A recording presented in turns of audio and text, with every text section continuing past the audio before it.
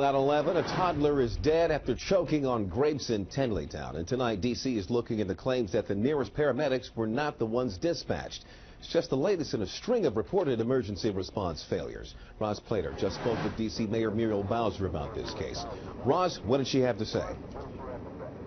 She told me that she asked for an investigation not long after this happened when questions first surfaced about the response time. Now, here's what we've learned about that investigation tonight. It's actually two-pronged. First, they'll look at personnel, the human side. Then they will bring in experts, we're told, to look at the technical side to see if there are problems there in terms of the dispatch. Now, all this started, of course, when a 911 call came from a home in Northwest D.C. last week for a toddler that was choking. Paramedics were dispatched from Engine 31 on Connecticut Avenue, and we're told it took them some 7 minutes or so for the crew to arrive. The question is, why wasn't a closer crew dispatched from Engine 20 on Wisconsin Avenue in Tenleytown, just a few blocks away from the toddler's home? Now, the two stations are only about a mile apart, but the mayor says they are leaving no stone unturned, looking to see what could have been done to cut down on that response time.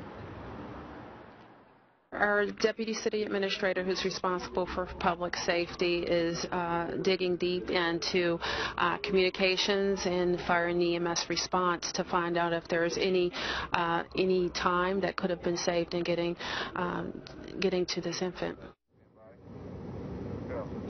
Now, we don't know if a shorter response time would have made a difference in the outcome for that toddler. Perhaps that is something the medical examiner can answer. But the mayor says if this investigation reveals changes that need to be made, then changes will be made. No timetable for that investigation, but we will stay on top of it for you. For now, we are live in Northwest D.C. I'm Roz Plater, ABC 7 News. Thank you, Roz. Now, this is just the latest in a series of ambulance response questions that have surfaced in the past 2 weeks.